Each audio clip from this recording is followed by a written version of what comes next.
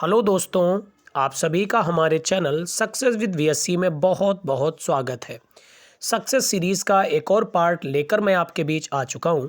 तो जैसा कि आपने थंबनेल देखकर आइडिया लगा लिया होगा कि आज मैं आपके बीच कुछ नेशनल पार्क डिस्कस करने वाला हूं, लेकिन उससे पहले एक ऐसा टॉपिक मैं डिस्कस करूंगा जो आपके एग्ज़ाम के लिए बहुत ही ज़्यादा बेनिफिट हो सकता है। तो चलिए शुरू करेंगे आज की क्लास को। और सबसे पहले पढ़ने वाले हैं road map for banking of the future. यानी बैंक के एग्ज़ाम जो होते हैं उनके लिए तो ये रामबाण है, और भी सारे एग्ज़ाम के लिए बहुत ज़्यादा ज़रूरी है। यहाँ पर हम जानने वाले हैं कि कौन कौन से ऐसे सिस्टम होते हैं और उनमें कितने कोड का यूज़ किया जाता है, हम लोग पढ़ने वाले हैं। तो चलिए बिना किसी देरी के पढ़ते हैं। सबसे पहले आईएफएससी कोड। आईएफएससी का फुल फॉर्म क्या होता है? तो इंडियन फाइनेंशियल सिस्टम कोड। इसमें 11 डिजिट होते हैं, याद रखिएगा। अब 11 डिजिट कैसे होते हैं ज़्यादा डिटेल में हमको नहीं जाना है, क्योंकि ये वन लाइनर की क्लास है। क्या क्या होता है इन 11 डिजिट में, आप कमेंट कॉलम में आंसर दीजिए। उसके बाद है MICR, magnetic ink character recognition, जिसमें 9 डिजिट होते हैं। फिर है society for worldwide interbank financial telecommunication code, यानी स्विफ्ट कोड। इसमें 8 से लेकर 11 डिजिट तक होते हैं, ठीक है। उसके बाद है बैंकिंग स्टैटिकल रिकॉर्ड कोड, यानी BSR कोड। इसमें 7 डिजिट होते हैं। फिर है MMID, यानी मोबाइल मनी आइडेंटिफायर। इसमें 7 डिजिट होते हैं। उसके बाद है लीगल एंटिटी आइडेंटिफायर, LEI। इसमें 20 डिजिट होते हैं। फिर है परमानेंट अकाउंट नंबर, यानी पैन नंबर, पैन कार्ड, ये तो आप सभी जानते ही होंगे। इसमें 10 डिजिट होते हैं। फिर है TAN, यानी टैक्स डिडक्शन अकाउंट नंबर, और tax collection account number, TAN। इसमें 10 डिजिट होते हैं। फिर है international securities identification number, ISIN number. इसमें 12 डिजिट होते हैं। फिर सबसे इम्पॉर्टेंट है यूनिक आइडेंटिफिकेशन, यानी आधार नंबर। इसमें 12 डिजिट होते हैं, आपको पता ही है।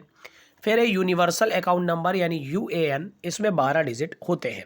तो ये कुछ ऐसे बैंकिंग के कोड होते हैं जो आपके एग्ज़ाम में आ जाते हैं। तो आपको पता होना चाहिए कि आखिर किस एक सिस्टम में कितने डिजिट होते हैं। तो बहुत ज़्यादा इम्पॉर्टेंट है आपके एग्ज़ाम के लिए। एक बार फिर से रिवीजन करते हैं। हालांकि अभी तक SSC CGL की एक भी शिफ्ट में ऐसा कोई क्वेश्चन आया नहीं है, लेकिन फिर भी हमारी तैयारी पहले से होकर के चलेगी तो ज़्यादा सही रहेगा, है ना। चलिए बढ़ते हैं, एक बार फिर से रिवीजन करते हैं। इंडियन फाइनेंशियल सिस्टम कोड, यानी IFSC। इसमें 11 डिजिट होते हैं। फिर है मैग्नेटिक इंक कैरेक्टर रिकॉग्निशन, यानी MICR कोड। इसमें 9 डिजिट होते हैं। फिर है society for worldwide interbank financial telecommunication code, यानी स्विफ्ट कोड। इसमें 8 से लेकर 11 डिजिट होते हैं। Banking statical record BSR code. इसमें 7 डिजिट होते हैं। Mobile money identifier. इसमें 7 डिजिट होते हैं। Legal entity identifier. इसमें 20 डिजिट होते हैं। परमानेंट अकाउंट नंबर, यानी पैन नंबर में 10 डिजिट होते हैं। टैक्स डिडक्शन अकाउंट नंबर या फिर टैक्स कलेक्शन अकाउंट नंबर में 10 डिजिट होते हैं। इंटरनेशनल सिक्योरिटीज़ आइडेंटिफिकेशन नंबर में 12 डिजिट होते हैं। आधार नंबर में भी 12 डिजिट होते हैं। और यूनिवर्सल अकाउंट नंबर में भी 12 डिजिट होते हैं। तो उम्मीद करता हूँ ये पॉइंट एक एक आपको क्लियर हो गया होगा। याद करने का सबसे अच्छा तरीका है आप स्क्रीनशॉट लिया करिए और मल्टीपल टाइम चीज़ों का रिवीजन किया करिए। बढ़ते फिलहाल अगली स्लाइड की तरफ, और अब थंबनेल के हिसाब से नेशनल पार्क कवर करेंगे। तो बहुत कायदे से एक एक नेशनल पार्क को याद कर लेना, क्योंकि SSC CGL के एक शिफ्ट में नेशनल पार्क से क्वेश्चन आया हुआ है। चलिए बढ़ते हैं। सबसे पहले राजस्थान के 9 नेशनल पार्क हैं। Keoladeo national park, Ranthambore national park, Sariska national park, desert, Darrah, Ghana Pakshi Vihar, Keoladeo, Tal Chhapar, और Mount Abu wildlife sanctuary. उम्मीद करता हूँ राजस्थान के भी आपको लर्न हो गए होंगे। एक बार फिर से देखिए।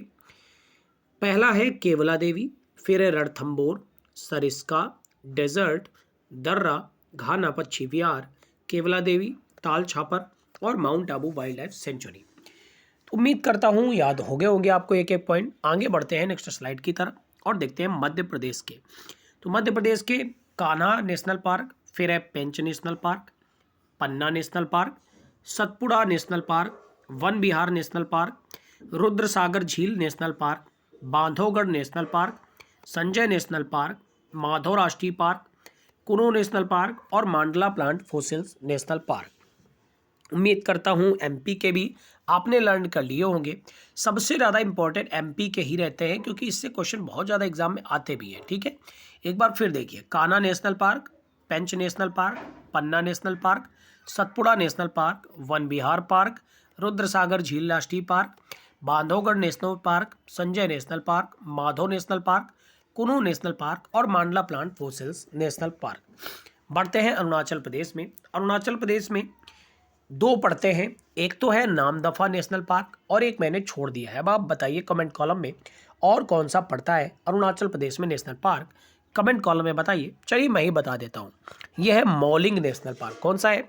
Mouling national park. फिर है हरियाणा, हरियाणा में पड़ता है सुल्तानपुर नेशनल पार्क और कलेसर नेशनल पार्क। ये एग्जाम में आया हुआ है, कलेसर नेशनल पार्क। ठीक है, फिर है उत्तर प्रदेश यानी अपना प्यारा यूपी, उत्तर प्रदेश में दुधवा नेशनल पार्क और चंद्रप्रभा नेशनल पार्क। इसके अलावा अमानगढ़ नेशनल पार्क भी है। ठीक है, तो आप कमेंट कॉलम में बताइए कि एक और कौन सा है उत्तर प्रदेश में, आप कमेंट कॉलम में जल्दी से बताइए। बढ़ते हैं नेक्स्ट स्लाइड की तरफ।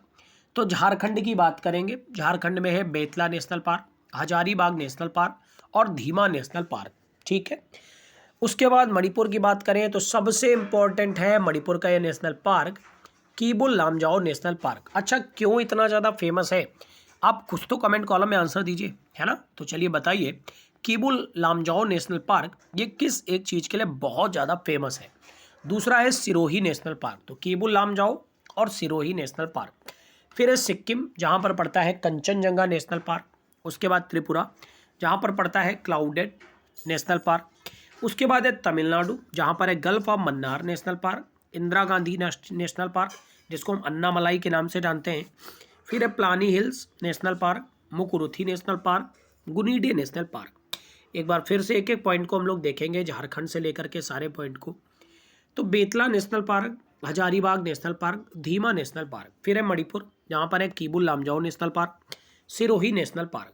सिक्किम में है कंचनजंगा नेशनल पार्क, त्रिपुरा में है क्लाउडेड नेशनल पार्क, तमिलनाडु में है gulf of Mannar national park, Indira Gandhi यानी Annamalai national park, Palani hills national park, Mukurthi national park और गुनीडे नेशनल पार्क। बढ़ेंगे और अब पढ़ेंगे उड़ीसा के कुछ नेशनल पार्क के बारे में। तो अगला है उड़ीसा का, जिसका नाम है Bhitarkanika national park, Simli national park, Nandankanan national park और चिल्का झील अभ्यारण्य। अच्छा, चिल्का झील किस एक चीज़ के लिए फेमस है? आप बताइए कमेंट कॉलम में। सबसे मीठी झील है कि सबसे खारी पानी की झील है कि सबसे बड़ी झील है कि मानव निर्मित झील है? ये सारे ऑप्शंस में से कौन सा सही है, कमेंट कॉलम में बताइए। फिर मिजोरम, जहाँ पर पड़ता है mountain national park, Murlen national park, Phawngpui national park और डाम्फा नेशनल पार्क। एक बार फिर से देखेंगे उड़ीसा से लेकर के मिजोरम तक एक एक पॉइंट को।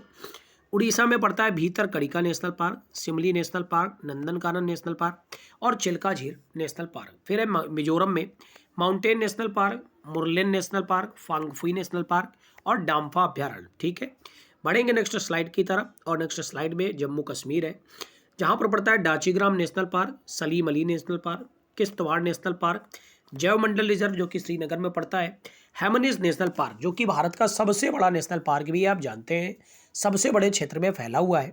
हालांकि अभी ये जम्मू कश्मीर में नहीं है, अभी ये लद्दाख क्षेत्र में पड़ता है, क्योंकि जम्मू कश्मीर लद्दाख अब अलग अलग केंद्र शासित प्रदेश हैं, ये तो पता ही है आपको, है ना। फिर है पश्चिम बंगाल, जहाँ पर सुंदरवन नेशनल पार्क पड़ता है, बुक्सा नेशनल पार्क पड़ता है, जल्दापारा नेशनल पार्क। यहाँ पर मैं एक आपको इन्फॉर्मेशन दे दूँ, ध्यान से सुनिएगा।